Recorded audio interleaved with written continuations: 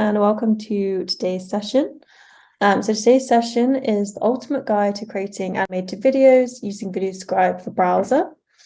So we will have a Q&A at the end of the session. So if you have any questions, then this is the perfect place to get those answered, as we will be answering them live. So this session is perfect for anyone that's new to VideoScribe for browser, but also existing users who maybe want a bit of a knowledge refresh. So if you currently use our desktop version, then this might give you a nice insight into our browser version. So let's get started and take a look at our agenda for today. So first, we're going to be taking you through how to plan your videos and storyboarding. Then we're going to be talking about how to just use VideoScribe for browser to create videos.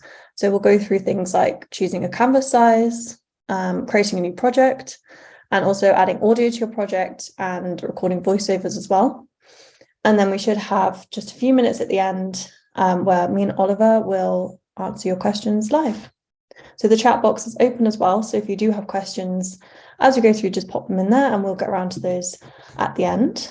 So I will hand over to Oliver to introduce himself in a moment. But if you've never joined our webinars before, then my name is Clemmy and I work at VideoScribe as the content marketing exec. So my role in the company is to look after our social media platforms, also write blog posts, and also manage our email campaigns as well. And I'll now hand over to Oliver, who is going to introduce himself. Cool, thanks, Clemmy. Yeah, my name is Oliver. It's nice to see you all. So I've been with Sparkle for almost 4 years now. I started off by creating a lot of sort of video content for our social channels like YouTube. I've been doing training the entire time. So throughout my time since I began, I've been hosting training sessions for different companies, getting people up to speed on VideoScribe. And nowadays I do a lot of support work. So if you contact us via our support tickets, I might be the one to answer those. I also collaborate on the support site, our articles, and also providing the sort of occasional support video as well. So I've been using VideoScribe a lot during my time, and I'm hoping to sort of pass on some of my advice today. Nice, thank you. So yeah, Oliver is going to take us through how to create videos. But before I pass to him, I'm just going to cover off how to plan videos. So obviously this is the first step that you want to do before creating anything. So it is a really important part of the process. So there's just a few points that you want to think about before you start going into VideoScribe and creating anything. So the first thing that you want to determine is where your video is going. So this will help to determine multiple things, but mostly really the length of your video. So, if your video is going on social media, you're probably going to want it to be shorter than if it's going on your website, for example. So just determining where your video is going to be going when it's created is really important to figure out before you go into VideoScribe and start creating anything. The next thing is, who is the audience of your video? So you want to make sure that it resonates with your chosen audience. So for example, the language that you use and the imagery that you use needs to be suitable for your target audience. So for example, if you're a teacher and you work in an education setting, then your video is going to need to appeal to your students' age, which is probably going to be younger and less professional than if you're a B2B marketer, for example, and your audience is business professionals. So making sure that you know who your audience is going to be really important when it comes to creating a video. And the next thing to think about is, what is the purpose of the video that you're creating? So is it a sales video to get new leads? Is it an educational video to educate your audience on a topic? You'll need to determine the purpose of your video so that you can properly plan it out and make sure that it fits that purpose. And lastly, do you want a voiceover? So you're going to want to record and also write your voiceover before planning how your video will look scene by scene. So it's a lot easier to record your voiceover first and then go in and match your video with the voice. It's a lot easier to do that than try to record your voiceover over the top of a finished video. That's just a bit about sort of the initial planning stages.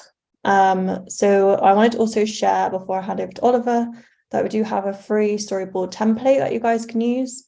And I will link this in the follow-up email that I'll send to you tomorrow. And basically what you can use this for is planning out your video. So you can start off by defining your audience, your objective, the purpose of your video, the key message of a video, and also any call to actions that you want to have. And you'll also have a few blank storyboard sheets as well, which you can see here in the GIF as it's scrolling.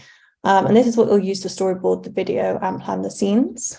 So there's an example at the top to help you, but basically you'll want to note down any voiceover lines, any on-screen text, what visuals you want to see, and you can also add in example imagery as well, just to help you bring your idea to life and also plan what your video is going to look like visually. So now that you have planned your video, you'll then want to go into VideoScribe for browser and get started. So I'm going to hand over to Oliver, who's going to take us through the process. Cool, thanks, Clemmy. So yeah, so once you're into VideoScribe, the very first thing that you'll need to do when you create a new project is to decide your canvas size. So this basically determines how your video is going to appear on screen, you know, what size is your video going to take. This seems like a very simple decision, and a lot of people will make it quite quickly. But actually it's, you know, really essential to how your video is presented to your audience. So do really have a think about which of these you really want to choose for your given purpose. So there are 3 aspect ratios to choose. There's the 16:9, which is standard widescreen format. So that's how you're seeing myself and Clemmy today in that sort of widescreen video format. That's a standard size for film or television or most sort of long form video content. So if you are creating long form content, if you're going through a story or a process in your video, this is generally the one to go for. If you're creating something that's a little bit more sort of determined for social media, for example, you might want to check out our other 2 aspect ratios, 1:1, which is just a square, perfect square aspect ratio, or 9:16, which is sort of portrait. So these are generally pretty good for, say, for instance, Instagram, TikTok, YouTube Shorts.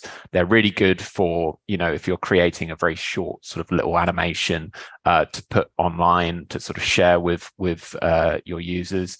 The 1:1 I'd especially suggest for GIF animations. If you're making a very quick little GIF animation, that's a really good way of keeping your animation really sort of compact and easy to view on web pages. And I'd also recommend, you know, the 9:16 can also be really useful for if you're using your video in web design and you want your video to appear alongside text in a web page, for example.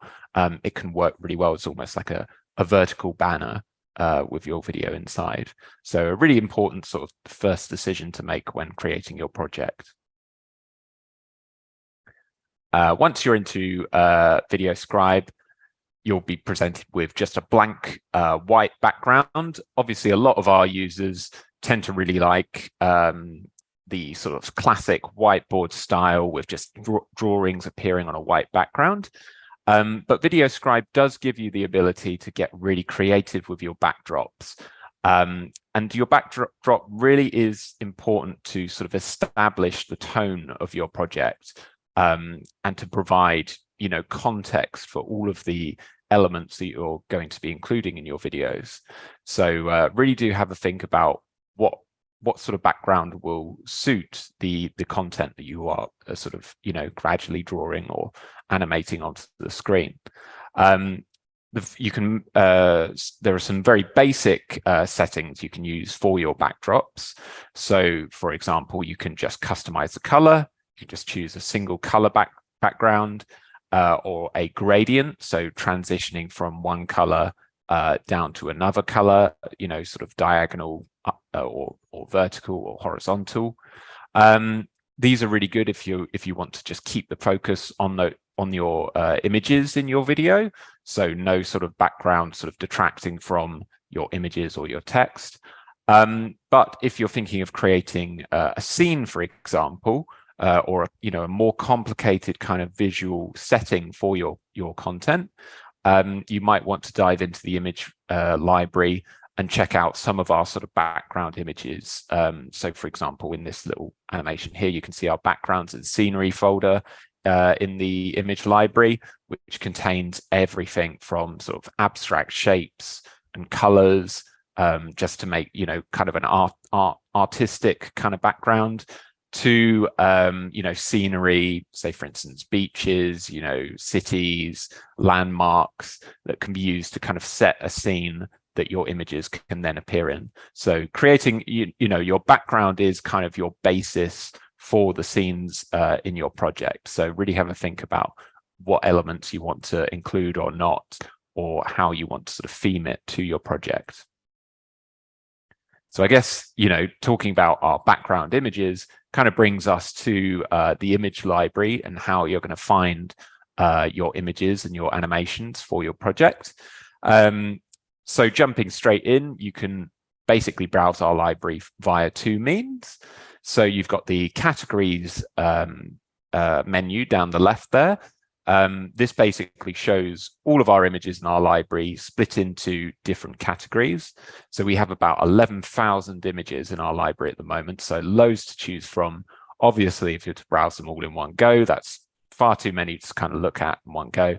So this categories view does really split it down into really useful kind of topics and themes to make sort of browsing through the library much easier.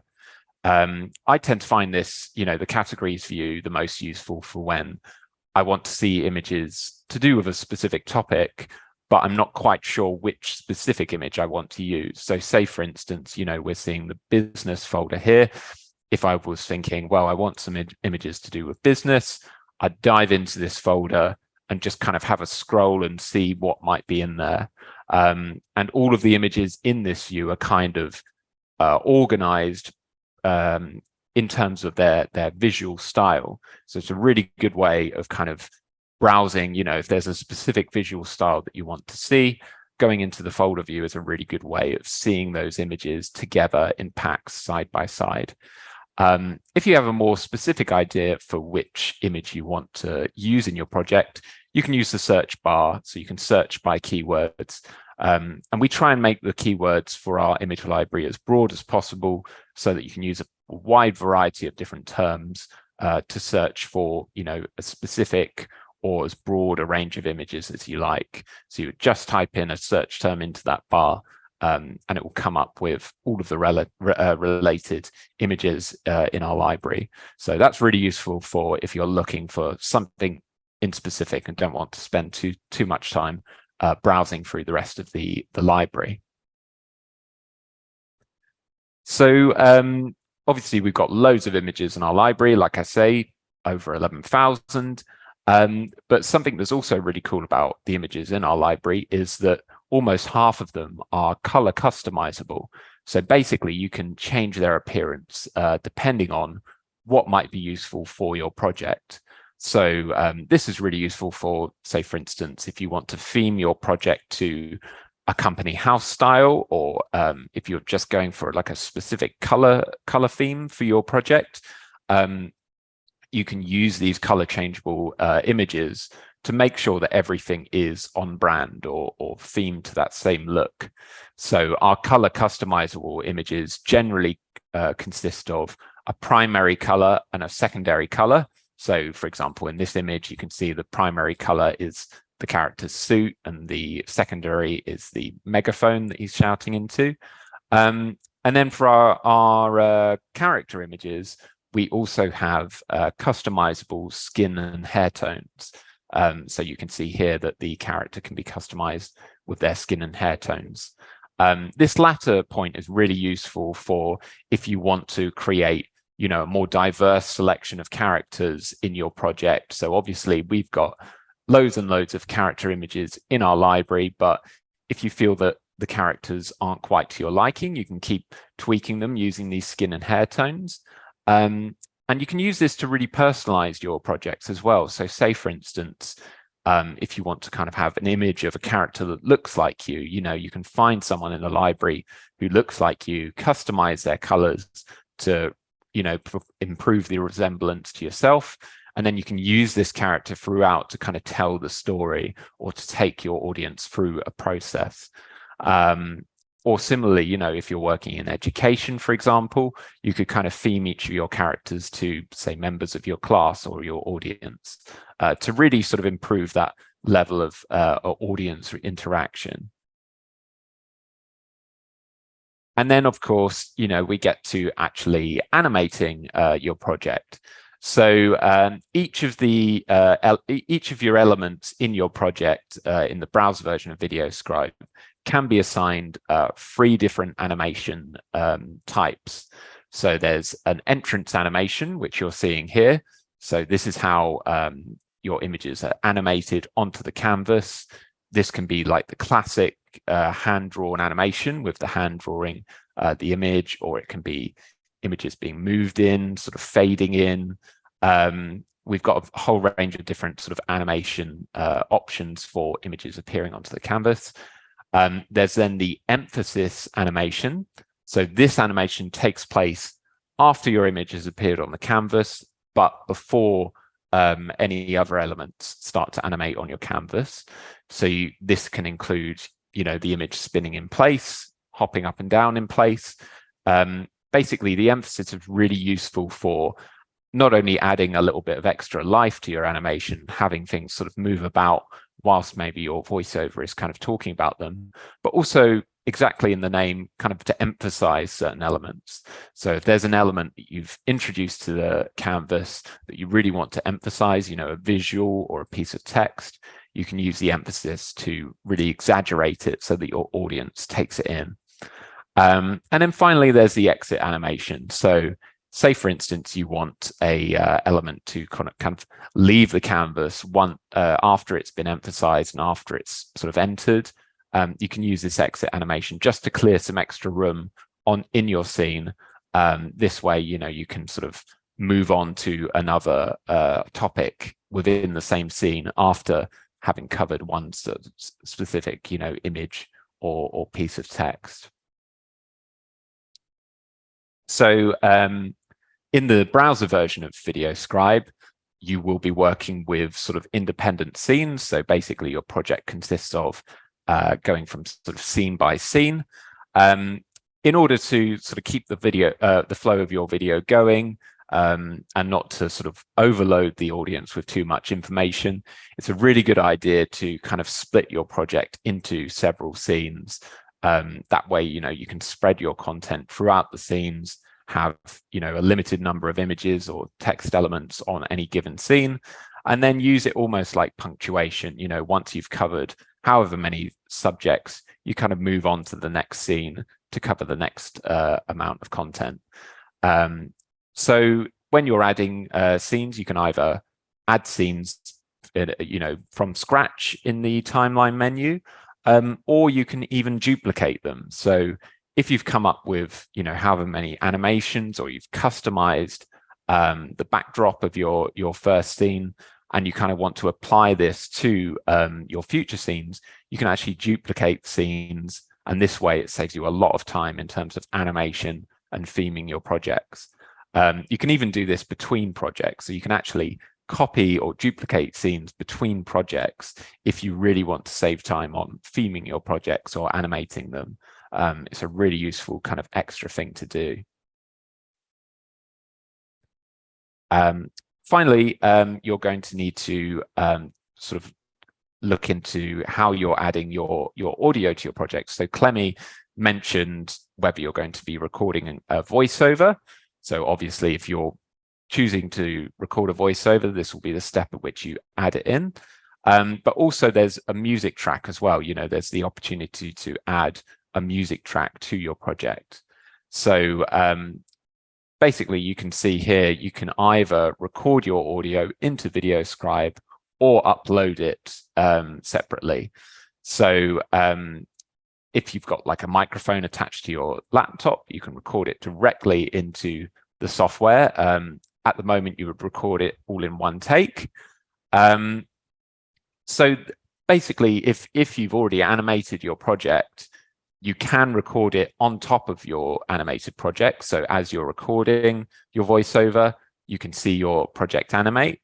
generally we would recommend, as Clemmy mentioned earlier, we would recommend recording your voiceover before animating, because it just means that you can record a nice natural pace and then kind of animate your animations to that pace, and it just feels very, you know, much more natural and kind of digestible that way for your audience. Otherwise, you can use MP3 files. So if you've already got a recording that you want to use for your voiceover or for your music track in MP3 format, you can upload them here. This can be really good for if you want, you know, a little bit extra control over your voiceover. You might want to edit it in external software and then upload it using this option here. Or if you've got a specific music track you want to use, this is a really useful sort of way of adding it in. So I guess we would just stress, you know, if you are using audio, it just tends to add a lot to your project. So, you know, a music track will add kind of a rhythm that keeps your audience involved and gives you a rhythm to kind of animate to. And then your voiceover provides that level of kind of audience interaction with the creator. You know, it gives a human touch to things. It makes your project that much more easier to kind of follow along, and gives you something else to kind of synchronize your animations to. So once you've got everything ready, once you've kind of animated everything and kind of synchronized your audio, you'll need to look at how you want to share your project. So we've got a few really cool options for sharing your videos using VideoScribe. So first of all, there's the share link that you can use. So this basically generates a web link of your preview for your project, which you can share with anyone who doesn't have a VideoScribe account.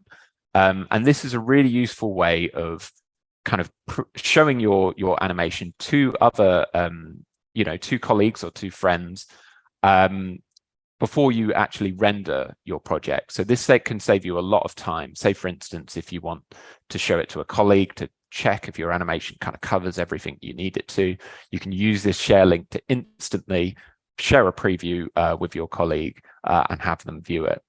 But once your project is kind of ready to go and you're ready to download it, you can either download it in MP4 format or GIF format. So MP4 will be for your long form videos. It just saves it in MP4 format, which is generally very compatible, and at 1080p resolution. So nice, you know, standard HD resolution. Or if you're making something much shorter, just as a kind of quick animation, you can use the GIF format to generate just a little sort of GIF animation of your project to be used in, you know, social media, in websites, and so on. But yes, there's a few little options there, depending on where you're at with your animation and how you want to distribute it, that you can use to generate your final video. Okay, and that brings us to our Q&A. Thank you so much, Oliver, for that. And hopefully everyone that watched found that really useful. So we're going to get into the Q&A in a couple of minutes. But if you have any questions now, just pop them in the box. But to say thank you for everyone for tuning in, we have a discount code of 25% off annual plans. So you can just use the code on screen, webinar25. And if you go to videoscribe.co, you can get a free trial for 7 days and also redeem the discount there. Okay, so I'm just going to ask these questions that we've had to Oliver. Okay, so someone has asked, how do I animate an object fading out? I only found the option to fade it in. So obviously it first depends what version of VideoScribe that you're using. So currently the fade out is exclusive to the browser version of VideoScribe. Once you've inserted an element, you would just select your element, and in the right-hand panel, it will come up with your entrance, emphasis, and exit animations. You would then scroll down to the exit animation, and you can select the fade out in that little exit animation panel. There is a way of fading out in the desktop version of VideoScribe as well. It's a little bit more involved because there aren't currently exit animations in the desktop version, but I would recommend checking our support site, which has some tutorial articles on how to kind of create a fade out effect if you wish to use it in the desktop version. And someone else has asked, is there any plans on including a convert to MP4 in the desktop version? So is it needed to upload video and download again? So at the moment, you can use the Shoko renderer to download in MP4 format. So the in-app renderer in the desktop version can currently do MOV format, AVI, and WMV. But if you wish to download your project as an MP4, you would just go to the publish and share option when you're rendering your project.